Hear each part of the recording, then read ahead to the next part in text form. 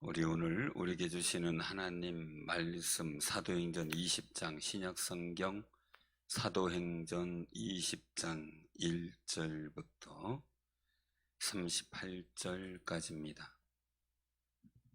사도행전 20장 1절부터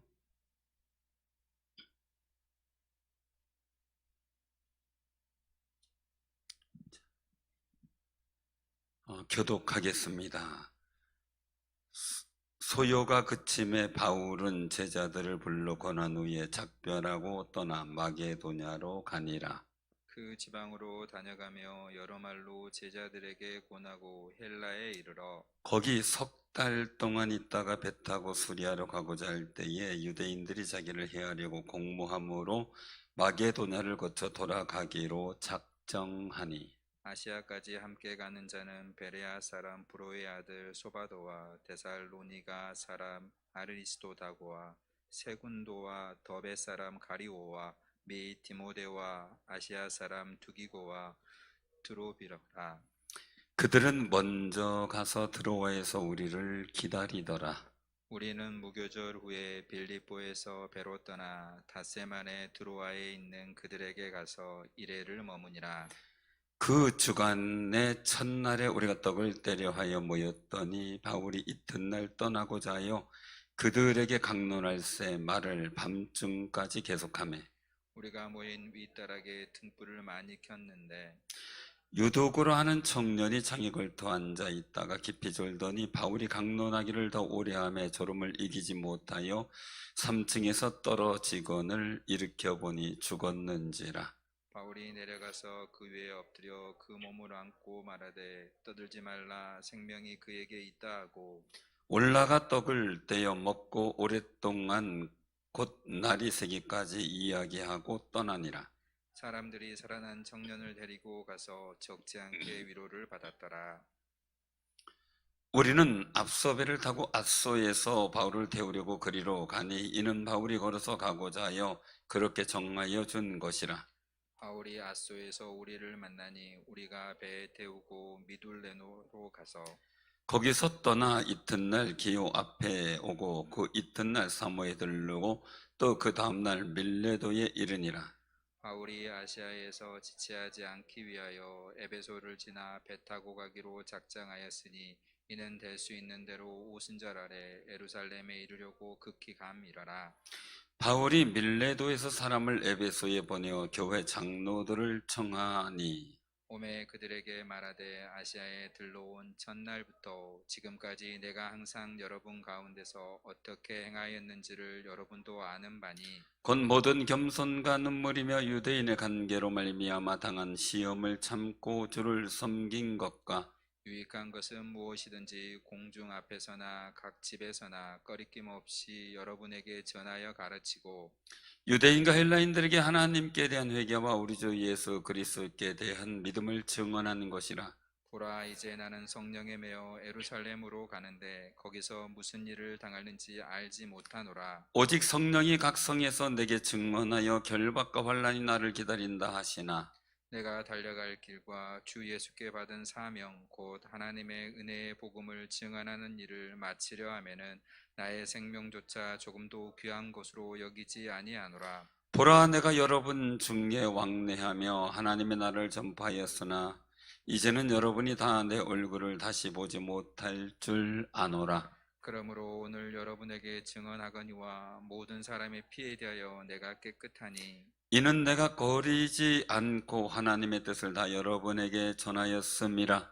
여러분은 자기를 위하여 또는 온 양떼를 위하여 삼가라. 성령이 그들 가운데 여러분을 감독자로 삼고 하나님이 자기 피로 사신 교회를 보살피게 하셨느니라. 내가 떠난 후에 사나운 이가 여러분에게 들어와서 그 양떼를 아끼지 아니하며 또한 여러분들 중에서도 제자들을 끌어 자기를 따르게 하려고 어그러진 말을 하는 사람들이 일어날 줄을 내가 아노라. 그러므로 여러분이 일깨어 내가 3년이나 밤낮 쉬지 않고 눈물로 각 사람을 훈계하던 것을 기억하라. 지금 내가 여러분을 주와 및 그 은혜의 말씀에 부탁하노니 그 말씀이 여러분을 능히 든든히 세우사 거룩하게 하심을 입은 모든 자 가운데 기업이 있게 하시리라. 내가 아무의 은이나 금이나 의복을 탐하지 아니하였고 여러분이 아는 바와 같이 이 손으로 나와 내 동행 쓰는 것을 충당하여 범사에 여러분에게 모본을 보여 준 바와 같이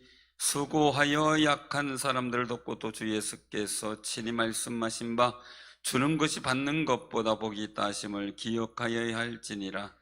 이 말을 한 후에 무릎을 꿇고 그 모든 사람들과 함께 기도하니 다 크게 울며 바울의 목을 안고 입을 맞추고 다시 그 얼굴을 보지 못하리라 한 말로 말미암아 더욱 근심하고 배에까지 그를 존송하니라. 아멘. 오늘 이 말씀 속에서 우리가 거룩한 은혜를 깨닫고자 하는데요.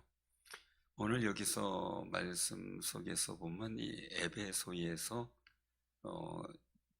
그 연극장에 모인 사람들의 데모와 그리고 어떤 여러 가지 혼란이 있었죠.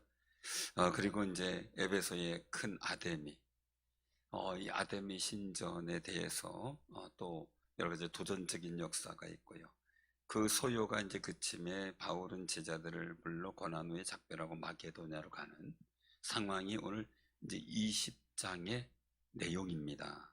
20장의 내용인데 우리 말씀 속에서 우리가 기억해야 될 그런 부분들은 이 바울의 여정이 이제 쭉 나와야 되는데 에베소에서부터 출발하는 그들의 일들이 이제 드로아에서 밀레도까지 항해하는 그런 과정들이 쭉 나오고 있어요. 근데 육로로 가기보다는 이제 빨리 가기 위해서 해안으로 배를 타고 움직이는 그 모습을 보게 되죠. 지중해를 타고 가는 거예요. 지중해 한 해변을 타라서 이제 예루살렘으로 예수는 가고 있는 그 과정인데 그 과정에서 오늘 이 말씀 속에 이 사건들을 한번 보게 되면은 오늘 말씀 속에 2절에 보면 그 지방으로 다녀가며 여러 말로 제자들을 권하고 헬라에 이르러 거기 석 달 동안 있다 배 타고 수리아로 가고자 했다라는 거죠. 그런데 거기서 또 한 가지 문제가 생겨요. 그 3절에 보니까 그때예라고 하는 거예요. 유대인들이 자기를 해하려고 공모함으로 마게도냐를 거쳐 돌아가기로 작정하는 그 상황들. 이 일들을 우리는 어떻게 볼 것인가 라는 부분들이 어떻게 볼 것인가. 그래서 상황이 항상 상황이라는 것이 제가 늘 말씀을 드리는데 이 상황이라고 하는 것이 있는데 상황이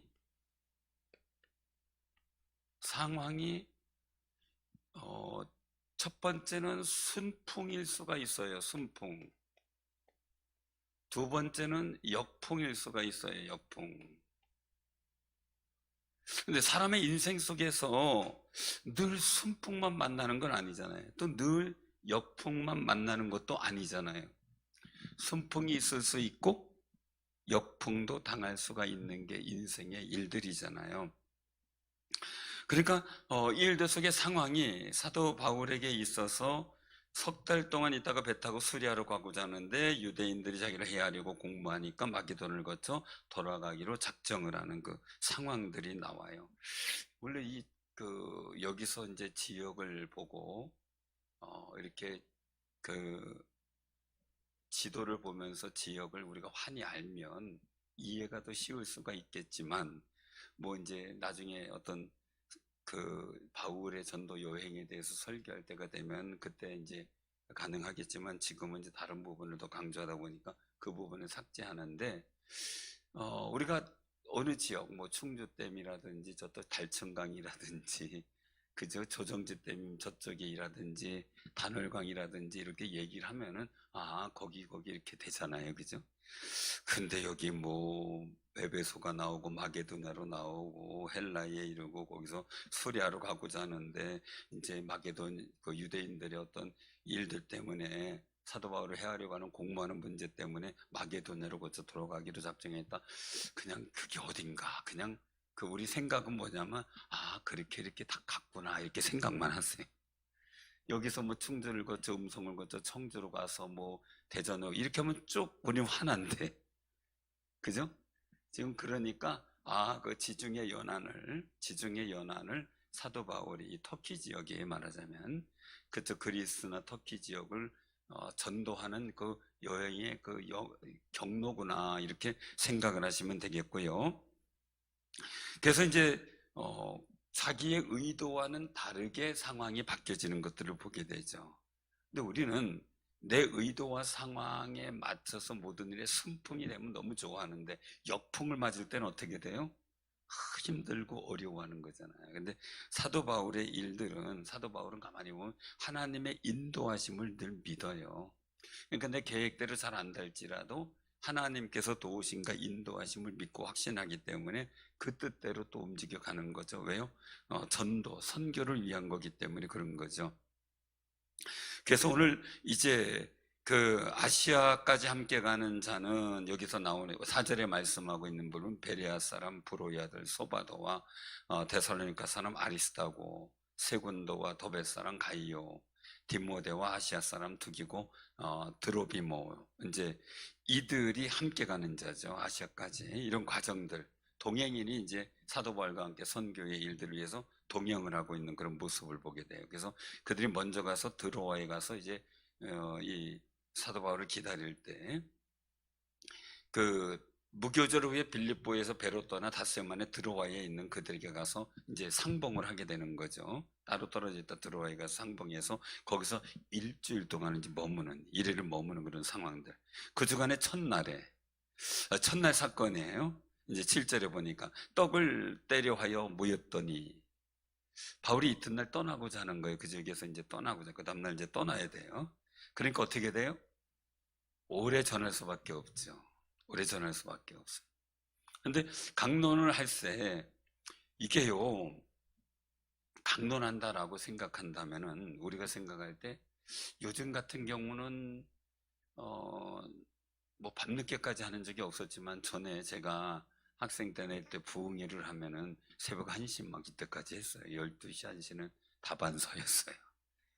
그래도 그냥 은혜 받고 있고 막 이제 그렇게 하고 그러다가 이제 화장실이 급한 분은 살짝 이렇게 나가는데 환장 나가다 되게 혼나죠. 막 이제 되게 막 그냥 뭐 이 쥐새끼는 막 이렇게 하면서 혼내키는 그런 상황들도 있었고 근데 꾹 참고 은혜를 받는 거 4시간 5시간 돼도 집회에서 은혜를 받는 그런 때가 있었는데 이때는 뭐 더해겠죠. 하루 종일이라도 듣는 거죠.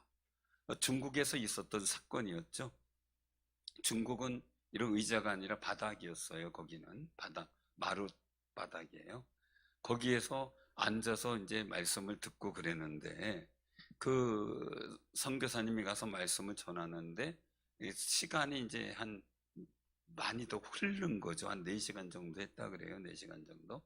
4시간 정도 했는데 4시간 여러분들 설교를 듣는다면 어떻겠어요? 그래서 길어봐야 1시간 반, 뭐 이렇게 부흥회든지 1시간 반, 아주 길어도 2시간 안 넘기거든요, 보통. 보통은 1시간 반 정도 해달라고만 그래요. 근데 막, 전에는 막, 이렇게 막, 제가 보면은, 7시에 시작하고 찬양해서 막 7시 반에 마이크 받아가지고 시작하고 그러면은 그냥 12시까지는 그냥 갔거든요. 12시. 빨라도 10시 반, 11시였거든요. 그런데 4시간을 설교를 했는데 그런 얘기를 해요. 다 이제 그 사람들이 일어나서 다 가는 거죠. 근데 연세 드신 권사님 한 분이 안 일어났다는 거예요. 끝까지. 그래가지고 나중에 가서 왜 안 일어나시냐고 빨리 가시라고 이렇게 이제 얘기를 하는데 강사분도 이제 당황한 거지 한 번에 안 가고 있으니까 근데 죄송하지만 먼저 가시라고 저는 할 일이 있어서 그러니까 먼저 가시라고 그러고 있는 과정 속에서 나중에 알게 된 사실은 거기서 그 여권사님이 이제 소변을 지려버리신 거예요. 시간이 오래되니까. 그래서 이제 거기에서 사역하는 분이 가서 얘기를 했다는 거죠. 그러면 좀 일찍 일어나서 이렇게 나가셔도 되는데 왜 이렇게 안 나가셨습니까? 이제 그렇게 하니까 그분 하는 얘기가 내가 언제 이런 말씀을 또 들을 수 있겠느냐. 나갔다 오면 그 동안에 말씀 못 듣기 때문에 내가 너무 죄송하지만 내가 오줌을 누는 한이 있어도 그 말씀 안 놓치기 위해서 내 이 자리에서 안 일어났는데 내가 이걸 다 처리하고 갈 테니까 걱정하지 마시라고 이제 그렇게 했다는 얘기를 들었어요. 그만큼 말씀이 사모하는 거죠. 근데 여기서도 그 말씀이 하루 종일 한 거죠, 말하자면. 여기서 보면은 이제 이튿날 떠나고자 해 그들에게 강론하시되 말을 밤쯤까지 계속했다라는 얘기는 낮에서부터 계속 한 거죠. 낮에서부터. 윗다락에 등불을 많이 켰어요.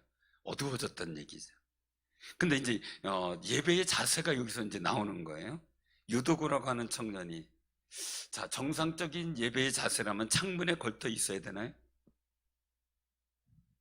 물론 여러 가지 연상이 돼요. 앉을 자리가 없어서 그렇게 할 수 있다. 근데 그럴지라도 이 예배의 자세가 뭔가가 어색한 부분이죠. 어색한 부분. 그때 상황은 잘 모르겠지만 어쨌든 간에 그 당시에 예배를 드리고 말씀을 듣는 자세는 전혀 무릎이거든요. 무릎 꿇는 거거든요. 우리 때도 어릴 때 이래 보면은 거의 기도 많이 하고 어른 분도 책상다리 하는 걸 못 봤어요. 그래서 보통 오래 막 1시간 이상 설교하면 물론 책상다리도 하고 그러지만 거의 그냥 마룻 바닥에서 예배드리면 무릎 꿇고 하는 경우가 너무 많았거든요. 책상다리 하면 죄송한 생각이 들 정도예요. 그러면 제가 어린 시절에 그랬다면 이 시대에는 더 했겠죠. 그러면 뭔가 예배의 말씀 듣는 자세가 흐트러진 상황이 된 거죠. 그래서 창에 걸터 앉아 있다가 깊이 졸았어요. 이런 부분이 제가 서울에 있는 저기 공동에 있는 그쪽에 있는 어느 교회인데 제가 이제 그 경험을 했어요. 그분의 나중에 이제 알게 된 거지만 그분이 뭘 했냐면은 서울 경기 지역 모 대통령 선거 대책위원장이에요. 서울 경기 지역에.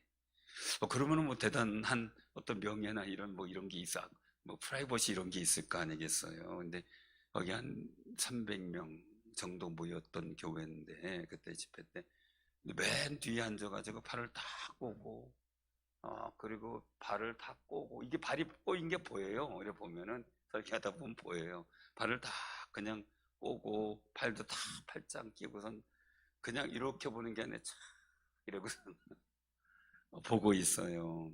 그래서 하나님께서 하시겠거니 하고서 이제 계속 예배를 드리고 이제 진행하고 그랬었는데 나중에 두 번째 다시 앵콜 집회를 해달라고 그 다음에 또 연락이 와가지고 이제 갔는데 두 번째 집회 하는데 그분이 첫날 딱 예배 드리더니 그 다음에 맨 앞으로 와요. 맨 앞으로 와서 정말 공손하게 예배를 드려요. 그러더니 둘째 날 이제 낮 집회 딱 마치고 이제 첫 번째 집회 속에서 이제 그런 모습과 행동을 보이더니 두 번째 날 낮 집회를 마치고 그러면서 딱 마치자마자 당회실에서 저 좀 뵀으면 좋겠다. 아무도 안 하고 목사님하고 나하고만 만나자 이러더라고요. 제가 갑자기 장로님 만난다 그러면 좀 겁이 나잖아요. 그죠? 단둘이 담임 목사님도 같이 가시죠 그랬더니 담임 목사님한테 꼭 긴히 할 말씀이 있다고. 그러더니 제 앞에서 들어가자마자 무릎을 탁 꿇더니 죄송합니다 그러더라고요. 잘 몰라 뵙고 제가 너무 작년에 무리하게 행동해서 죄송합니다. 그 이유가 이제 하는데 제가 타교단 갔거든요. 타교단 목회자가 와서 말씀을 전하고 봉일 인도하니까 그게 이제 못마땅해서 막 그랬던 거예요. 그러더니 제가 잘 몰라서 몰라 뵀습니다. 그러더니 사과하고 그리고 나서 정말 아주 공손하게 앞에서 와서 이제 은혜 받고 하는데 저를 너무 목사님 피곤할 것 같으니까 저를 이제 그 차로다 모시고 제 차를 이제 운전해서 충주까지 왔다 가시겠다고 하도 그래가지고 결국은 오다가 도무지 안 되겠어가지고 그때 아산병원에 제가 아는 선교사님, 우리 교회가 후원하는 선교사님 사모님이 입원하고 있어서 나 거기 들렸다 가야 되니까 먼저 가시라고 막.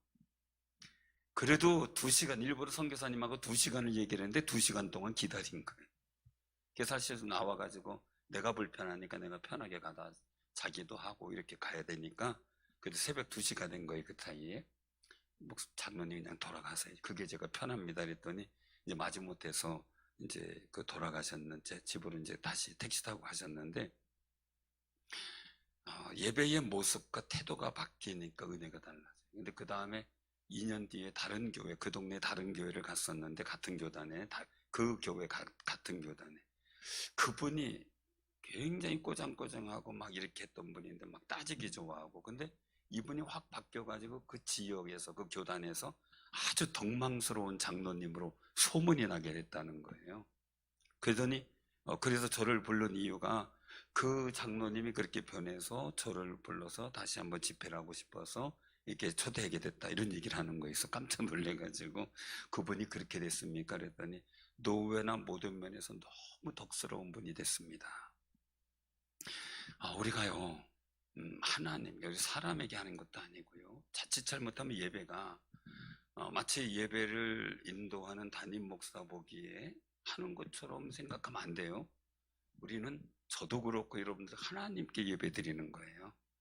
그 하나님께 찬양하고 그 하나님께 영광 돌리고 그 마음, 그 하나님께 내 마음과 모든 정성을 다 드리는 거거든요.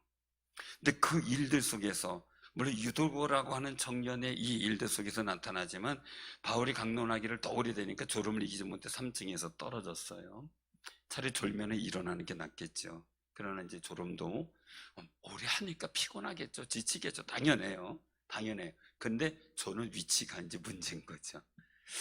우리가 이 일들 통해서 보면서 예배의 중요성을 우리가 기억하고요, 내 예배의 태도를 어떻게 하나님 앞에 보일 것인가 굉장히 중요하다는 거예요. 그래서 여기서 보면 결국은 이제 살아났죠. 그게 또 하나님께 저 큰 위로가 되는 역사가 나타났죠. 우리는 꼭 기억하시길 바랍니다. 예배나 우리의 모든 삶 속에서는 하나님의 큰 위로가 있어지도록 기도해야 돼요. 그래서 우리가 예배를 소망하는 거는요, 단순히 그냥 내가 위로받기 위해서 하는 게 아니고요, 하나님께 영광 돌리고 하나님께 감사하고 하나님께 찬양하다 보면 하나님의 성령에 의해서 큰 위로가 우리에게 임하고 그것이 평안으로 나타나는 놀라운 역사가 이루어져요. 그러니까 우리가 늘상 하나님 앞에서, 이 코람데오 이렇게 얘기를 하거든요. 하나님 앞에서. 우리가 사회 속에서도 내가 늘 하나님을 의식하고 하나님 앞에서 살지만 특별히 우리가 교회 안에서 예배드리고 우리가 말하고 할 때는 정말 하나님 앞에서라는 인식을 절대 잊지 말아야 돼요. 우리 스스로 찬양할 때도 마찬가지, 내 스스로 거룩한 찬양을 하나님 앞에 올려드리는 거예요. 근데 우리가 찬양하고 막 이러다 보면 막 짜증나고 힘들 수도 있어요. 왜? 피곤하기도 하고 세상 속에서 어려운 일 당하고 이렇게 하다 보니까 피곤할 수 있어요. 근데 그럴지라도 어떻게 하면 내가 하나님 앞에 기쁘게 찬양할까를 고민해야 되겠죠. 그리고 그 기쁜 마음을 하나님 앞에 드릴 때 성령의 위로가 크게 우리에게 임하는 놀라운 역사가 있을 줄로 믿으시길 바랍니다. 그래서 우리가 꼭 기억해야 돼요. 말씀을 사모하는 사람은 장애가 없어야 돼요. 그래서 우리가 하나 주의 말씀을 늘 들을 때 내가 얼마나 사모하는 마음으로 드릴까라는 고민이죠. 어떻게 하면 하나님께 드릴까. 그래서 이제 그 일들, 사건 속에서 이제는 다시 아소에서 사람들을 만나서 다시 배를 타고 이제 미들루네로 가는 그 상황들을 다시 한번 지중해 연안을, 해변 연안을 따라서 이제 예루살렘으로 향해서 가는 그 상황들에, 그래서 오순절 되기 전에, 16절에 보니까 오순절 되기 전에 막 에베소도 들릴 수도 있는데 에베소를 지나치고 이제 가고 있는 거예요. 그래서 밀레도에서 에베소에 보내서 거기에 있는 교회 장로들을 청하여서, 그 당시에는 장로의 역할이 굉장히 중요했죠. 그래서 이 장로를 총해서 그들에게 이제 말씀을 전하는 거죠. 어떻게 보면 이게 고별설교예요. 다시는 에베소 교회 교인들을 볼 수도 없고, 같이 신앙생활하고 전도했던 그 사람들을 볼 수 없는 그런 상황이 되는 거예요. 고별설교가 되는 거예요. 그래서 사도 바울은 여기서 말씀하고 있는 그 모습을 보게 돼요. 지금까지 내가 여러분들 가운데 어떻게 행하였느냐. 겸손과 19절 같이 한번 우리가 봉독하겠습니다. 뭘 기억하게 되는지. 자, 시작. 곧 곧 모든 겸손과 눈물이며 유대인의 관계로 말미암아 당한 시험을 참고 주를 섬긴 것. 20절. 유익한 것은 무엇이든지 공중 앞에서나 각 집에서나 꺼리낌 없이 여러분들에게 전하여 가르치고. 아멘. 그리고 21절에 보니까 유대인 헬라인 하나님께 대한 회개, 우리 주 예수 그리스도에 대한 믿음, 이것을 증언했다. 그래서 자기의 태도는 겸손과 눈물, 그리고 시험을 이기면서도 주를 섬긴 것. 여러분들이 꼭 기억하셔야 돼요. 주를 섬길 때 우리는 겸손과 눈물이 필요해요. 겸손하기 때문에 눈물이 필요해요. 그리고 정말 굉장히 중요한 일들은요, 시험을 당했을 때 그 시험을 당하는 것에 주저앉는 게 아니라 참고 주를 섬겼다 그랬어요. 이게 사도 바울의 삶의 모습이죠. 근데 여기서 굉장히 중요한 모습이 나와요. 이 중요한 모습. 왜냐하면 이 시험을 참고 견딘 것, 이렇게 생각을 해볼 때 이 사도 바울이 하는 그 모습들이 있는데, 정말 이 참고 견딘 것 속에서 어디까지 연결이 되냐면요, 29절로 28절에서 29절까지 연결이 되는데, 한번 28절 29절 한번 같이 봉독합니다. 여러분은 자기를 위하여 또는 온 양떼를 위하여 삼가라. 성령이 그들 가운데 여러분을 감독자로 삼고 하나님이 자기 피로 사신 교회를 보살피게 하셨느니라. 내가 떠난 후에 사나운 이리가 여러분에게 들어와서 그 양떼를 아끼지 아니하며 라는 그 30절에 보면 제자들을 끌어 자기를 따르게 하는. 그럼 사도 바울은 어떻게 했느냐? 이 겸손과 눈물은 주를 따르게 만드는 데 필요했던 거예요. 주님을 따르게. 근데 사람들은 자기를 따르게 하려고 할 때가 많아요. 그래서 어그러진, 이 30절에 보면 어그러진 말, 이런 말하게 되는데, 이게 누구냐? 거짓 교사들, 즉 이단들을 말하고 있는 거죠. 이단들을. 그래서 이 어그러진 말을 해서 사람을, 하나님을 따르고 주님을 섬기는, 하나님을 섬기고 주님을 따르는 게 아니라 사람을 따르게 하는 어그러진 말을 하는 사람이 있다는 거죠. 우리가 이런 일을 보면서 굉장히 중요한 것은요, 겸손과 눈물로서 일을 하는데, 이렇게 집안 싸움이나 모든 일들을 보게 되면 느끼는 거예요. 막 그 혈육이나 이런 거, 가족이나 이런 의미가 있잖아요. 그런데 가족 집안 속에서도 막 증오하고 막 미워하고 이런 언쟁이 있을 수 있고 의견 차이가 있을 수 있어요. 물론 이익에 관계된 뭐 재산 이런 일들도 있을 수 있어요. 그러나 정말 그 속에서 막 언쟁이 있고 그럴지라도 막 증오하고 원수 맺는 거는 아니거든요. 근데 증오하고 원수 맺으면서 살아가는 가정이 있고, 그래도 이해하며 양보하며 평안한 가정을 만들려고 하는 경우가 있죠. 근데 목회자와 성도는 어떨까? 오늘 여기서 보면은 28절에 보면 하나님이 자기 피로 사신 교회를 보살피게 해서 감독자, 즉 목회자로 삼고 했던 거예요. 그래서 우리 그 감리교회에서는 목사님이라는称呼도 있지만 감독이라는 명칭도 쓰죠. 그래서 연예 감독, 뭐 이렇게 이제 여기 총회 감독 이렇게 이제 얘기를 하죠. 그래서 자기 피로 사신 교회를 보살피게 했다. 그래서 자기를 위하여 또 온 양떼를 위해서 삼가야 되는데, 이 겸손과 눈물 통해서 굉장히 중요한 거죠. 사신, 그 하나님이 자기 피로 사신 교회다라고 이게 영적 한 가족을 말하죠.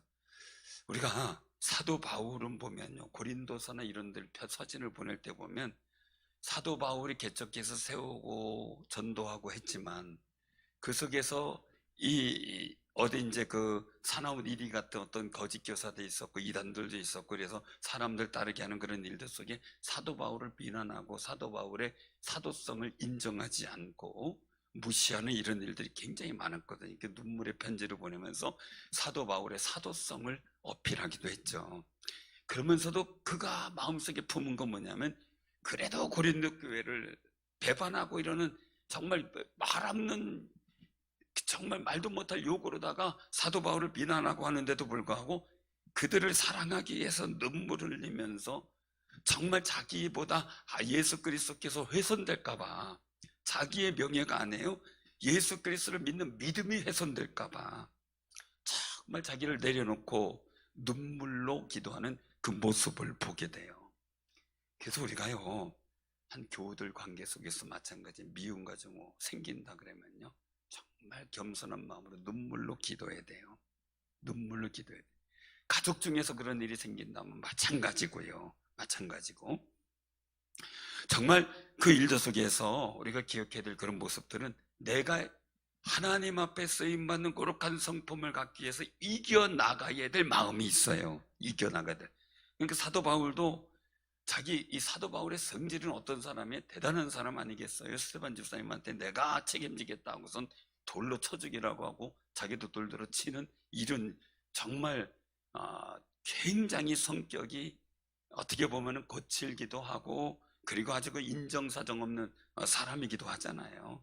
근데 그럼에도 불구하고 오히려 매 맞고 돌 맞고 굶주리고 감옥 갇히고 하는 일들을 기뻐하면서 하나님을 섬기려고 애썼던 그분인데, 그분이 정말 자기를 비난하는 교인들에 대해서 눈물로 겸손함으로 기도하는 거예요. 고린도 교회 일들을 보게 되면 우리도 기억할 때요, 정말 속상하고 미울 수 있고 속상하고 답답할 수 있어요. 막 그냥 얼굴도 보기 싫을 정도로. 그럴 때요, 우리는 이 사도 바울의 겸손과 눈물을 기억을 해야 돼요.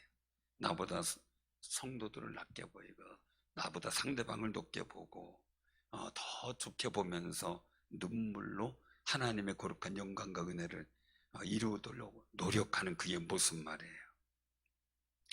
그리고 여기서 말씀하시는 당한 시험을 참고 주를 섬긴 것. 시험이 오든 어려움이 있어도 이게죠. 우리에게는 이 사도 바울의 역풍을 보게 돼요. 그러니까 시험을 견딘 거죠. 시험을 견디고죠. 시험을 참고 이거예요. 역풍이 생길 때 그것을 참고 주를 섬겼다라는 거죠. 주를 섬겼다.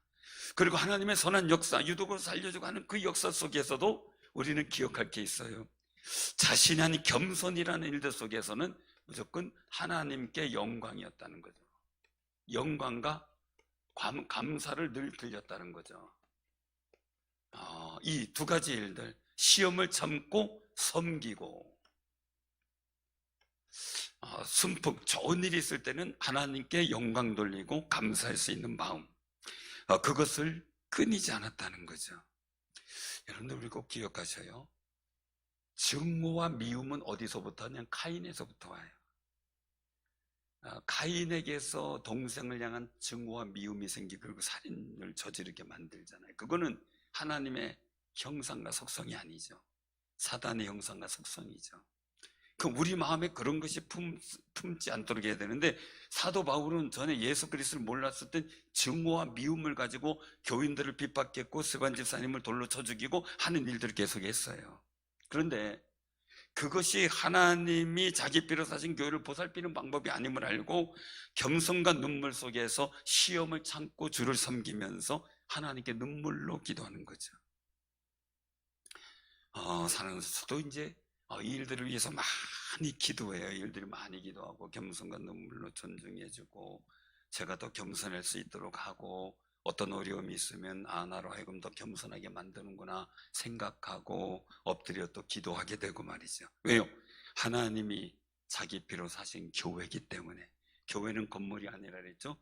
여러분들 한 분 한 분이, 우리 충주성령교회로 모인 모든 여러분들이 교회죠. 우리가 같이 모여있는 이 자체가 교회죠.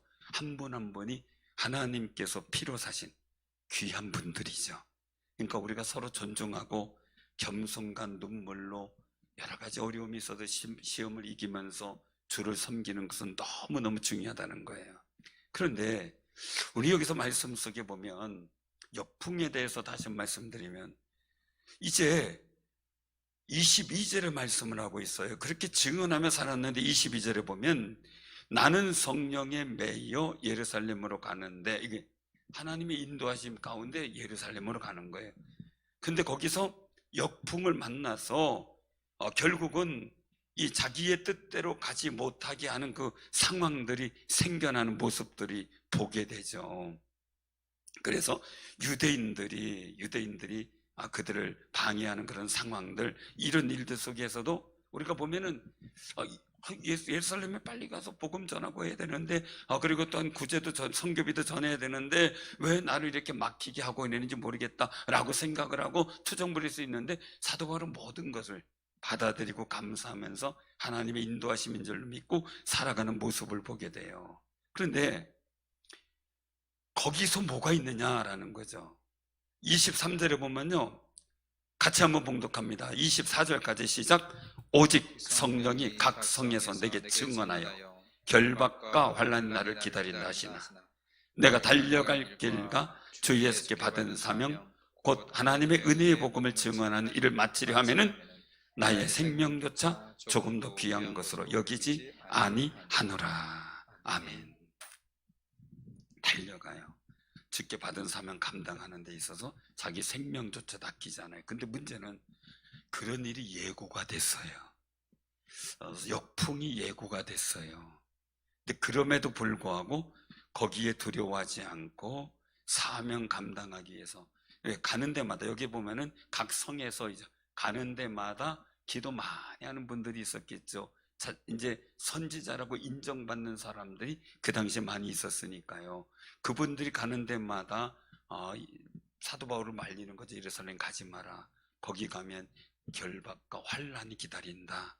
그러니까 가지 마시라고 이렇게 하는 거죠. 근데 그럼에도 불구하고 예루살렘으로 가는 것이 자기의 사명이기 때문에 그 사명을 마치기 위해서는, 최선을 다하기 위해서는 내 생명 때문에 두려워서 거기 못 가는 일은 하지 않을 거다. 나는 가겠다라는 거예요. 결심이죠.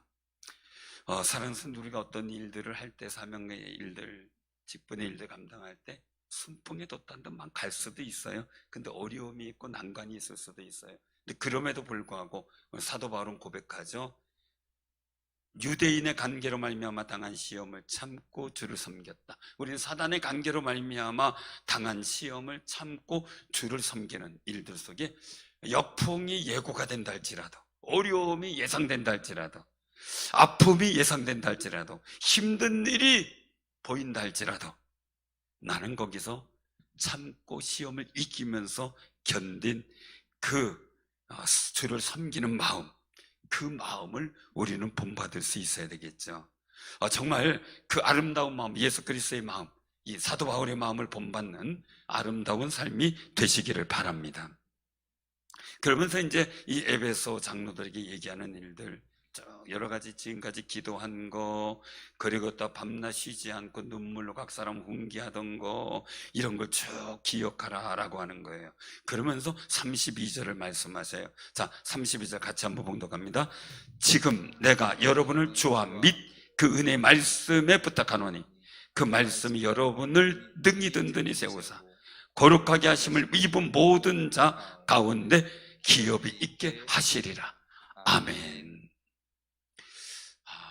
주님의 말씀에 부탁한다. 주님의 말씀, 성경 말씀이기도 하지만 요한복음 1장에 보면 말씀이 곧 예수 그리스도를 의미하죠. 그래서 이 말씀께 부탁한다. 그 말씀이 든든히 세우기 원한다. 이게 말씀 소망 갖고 살으라는 거죠. 복음의 말씀 붙잡고 살으라는 거죠. 사랑하는 성도님들, 우리가 사상으로 아니면 내가 어떤 상식과 가치관으로 내가 세워져서는 안 돼요. 주의 말씀대로 세워져야 돼요. 정말 우리가 하나님 말씀 가운데 세움받는 귀한 승리자 되기를 소망하며 기도하시기를 바랍니다. 그래서 이 일들 속에 우리는 하나님 말씀을 부탁한다. 그리고 하나님 말씀이 여러분을 능히 든든히 세운다. 이 말씀 우리가 기억해야 될게요. 나를 세우는 것은 나 자신을 세우는 거는요, 내 마음 속에 주의 말씀이 든든히 서 있어야 돼요. 근데 주일날 제가 김희아 집사님을 제가 간증을 했지만 그 집사님이 그 험난한 세월 속에서요, 한쪽 얼굴은 정말 붉은 점으로 한쪽은 또 상악동 암으로 이 뼈를 다 긁어내고 뱃살을 갖다 붙여놓은 얼굴로, 그분이 기도 그냥 고아 원 때서부터 감사하며 살자 감사하며 살자 이렇게 하는데, 감사하니까요 그 얼굴과 그 환경을 가지고 꿈꿨던 게 있는데, 자기 얼굴 보고 사랑하는 사람이 아니라 자기 마음을 보고 사랑하는 사람 만나기를 기도했는데, 그 소원대로 자기 마음을 보고 사랑하는 사람을 만난 거죠. 그러니까 아가씨 때 결혼하기 전에 얼굴도 그런데 한쪽 얼굴도 상악동암으로 뼈를 깎아내고 거기다 뱃살을 붙여가지고 한 얼굴, 그러는 건강에 어려움을 당하고 있는 사람을 신부로 맞아들이기가 여러분 같아도 쉽겠어요? 저도 가만히 생각해 볼 때 참 자신이 없다 이 생각이 들어요. 근데 그분의 기도는 그래도 감사하면서 마음을 보는 남편이 있기를 기도했고요, 자기가 TV에 나오기를 소원을 했고요, 교회의 간증자로 활동하기를 소원을 하며 기도했어요. 근데 상황 속에서 그게 어떻게 되겠어요? 꿈이 되겠어요? 근데 감사하니까 그런 꿈이 꿔지는 거예요. 감사하니까. 여러분들도 가만히 감사해 보세요. 그러면 여러분들 아우 내가 뭐 이게 아니라 아우 우리 어려 이게 아니죠. 그 속에서 하나님께서 어떤 꿈과 비전을 주실지 몰라요. 근데 그걸 내가 이루는 게 아니죠. 하나님이 이루시는 거죠. 김희아 집사님도 하나님이 이루시고 하시는 거죠. 오늘 여기서 말씀 속에서 중요한 일들이죠. 우리는 그 김희아 집사님 세운 게 뭐예요? 범사에 감사라, 그 말씀이에요. 여러분들 지금 어떤 말씀 부여잡고 살고 있어요? 저는 수시로 여러 가지 기억되는 말씀들이 있고 늘 부르짖고 하는데, 그 말씀이 저희의 힘이 되고요, 어려움과 환난을 이길 수 있는 용기가 되고요, 방법이 되고요, 길이 열려지는 역사가 나타나요. 그러니까 여러분들 말씀이 여러분들을 든든히 세워야 돼요. 능히 든든히 세워야 돼요. 다른 게 아니죠. 사람을 세우는 힘 어디요? 척추에서 와요. 그죠? 여러분 영적 척추가 하나님 말씀이 돼야 된다는 거예요. 영적 척추가. 그래서 오늘 여기서 말씀하고도 거룩하게 하심을 입은 모든 자 가운데 기업이 있게, 영원한 기업, 천국의 기업이지만 이 삶 속에서의 우리에게 주시는 기업도 말씀하는 거죠. 그 소망을 바라보면서 오늘 여기서 이제 이런 말을 하면서 사도 바울이 크게 눈물을 흘리며 크게 울며 바울의 목을 안고 입을 맞추고 하면서 이들과 이제 이 고별의 일들을 하는 그런 모습들을 보게 되죠. 우리가 꼭 기억하시길 바랍니다. 중요한 말씀을 35절에 또 한 번 했죠. 주는 것이 받는 것보다 복이 있다. 그래서 수고하여 약한 사람을 돕고 라는 말씀하죠. 범사에 모범을 보였다. 어떻게 해요? 수고하여 약한 사람을 도왔다. 우리도 서로 약한 사람 도울 때 하나님께서 힘 주시는데 서로 위해서 기도해주고, 약할 때 힘내주고, 격려해주고, 칭찬해주고, 등 두드려주고 하는 그 일들 속에 내가 주는 것보다 받는 게 있다. 그렇게 격려하다 보면 내가 약할 때 하나님이 도와주셔요. 내가 부족할 때 주님이 도와주셔요. 그래 우리가 늘상 서로 돕고 하는 일들 속에 하나님의 도움이 여러분들에게 임하기를 주님의 이름으로 축원합니다. 아멘.